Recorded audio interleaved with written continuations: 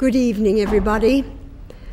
I'm most indebted and grateful to Lannan for giving me this opportunity to tell you a bedtime story.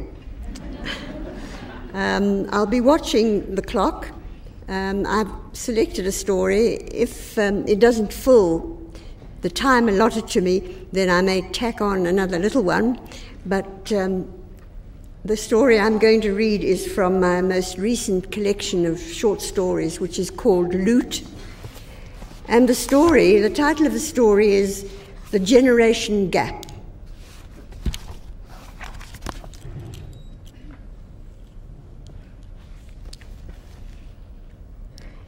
He was the one told, James, the youngest of them, the father to the son, and it was Jamie, with whom he'd never got on since Jamie was a kid, Jamie who ran away when he was adolescent and was brought back resentful, nothing between them but a turned-aside head, the boys, and the tight, tolerant jaw of suppressed disapproval, the father's.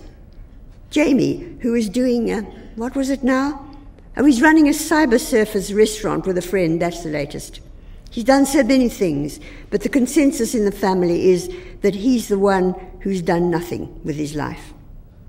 His brothers and sisters love him, but see it as a waste of charm and some kind of ill-defined talent, sensed but not directed in any of the ways they recognize. So it was from Jamie that they received the announcement. The father had it conveyed by Jamie to them, Virginia, Barbara, and Matthew, who was called at some unearthly hour in Australia.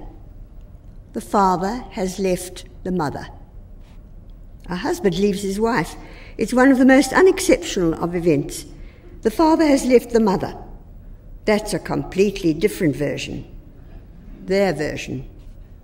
A husband leaves his wife for another woman, of course. Their father, their affectionate, loyal, considerate father, announces, just like that, he has left their mother for another woman. Inconceivable. And to have chosen, of all of them, the younger brother as confidant, confessor, messenger, or whatever the reasoning was. They talked to each other on the telephone. Calls those first few days, frustratingly blocked while numbers were being dialed simultaneously, and the occupied whine sounded on and on. Matthew in Brisbane sent an email. They got together in Barbara's house, his bar, his favourite, and even Jamie appeared, summoned, for an explanation he could not give. Why should I ask why? How? Or he would not give. He, the father, must have said something beyond this announcement, but no.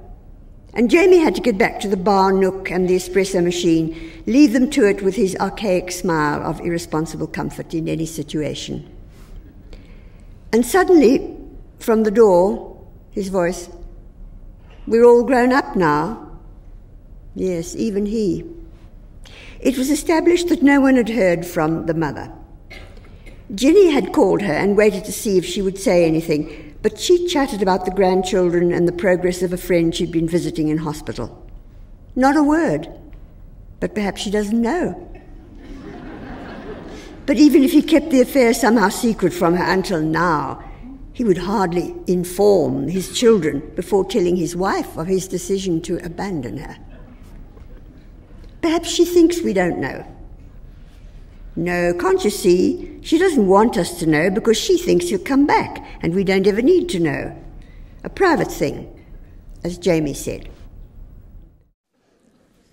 I was very struck in your reading, your beautiful reading of that very moving story.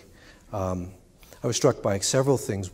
One, of course, it's a delight to hear an author read her own work and to give to the reader, to hear the pauses and the inflections of the sentences, which sometimes when one is reading a work oneself, one rushes over too quickly. So it had, for me at any rate, an additional meaning.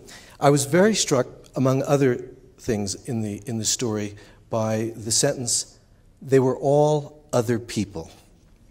And it seemed to me that it almost could be said of very many of your stories and very many of the novels that one of the central existential predicaments of your characters is the effort to really determine who they are in a world which puts a kind of extraordinary pressure on them to behave unknowingly to themselves. Do you have that sense about your characters? Not quite. I have a slightly different take on this. I don't think one ever knows anybody, even someone that you live with intimately for years. We all of us are known differently to different people. And we are not whole, so to speak. The many different sides of our characters and the way that we react and respond, we are other people in that sense. That the two of us talking here now, we have a certain relationship here tonight. I might meet somebody tomorrow who knows you in a different situation and has a completely different idea of the kind of person that you are. I think that we are many people, all of us. But I think particularly when the apartheid regime was most fierce, the inability of people to see the individuals, but instead prevented from seeing them by the color bar, imposed on everyone in the society, did it not, a degree of armature that it was necessary to try to pierce just to behave normally.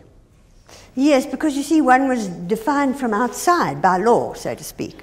You were told, right, you are white and you have certain a way of life and you have certain opportunities that are open to you, and this person is half white, is mixed blood, and has another position.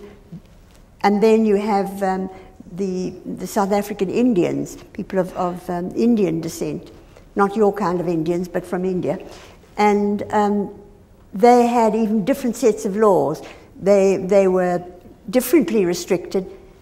Right at the bottom of the pile, of course, was the great black majority who had virtually no rights at all. But there were these stages leading up to the freedom that whites had, so that you were literally defined by the fact that, for instance, I could use the library, and if I'd been black or coloured or Indian, I would not have been allowed to use the library. Now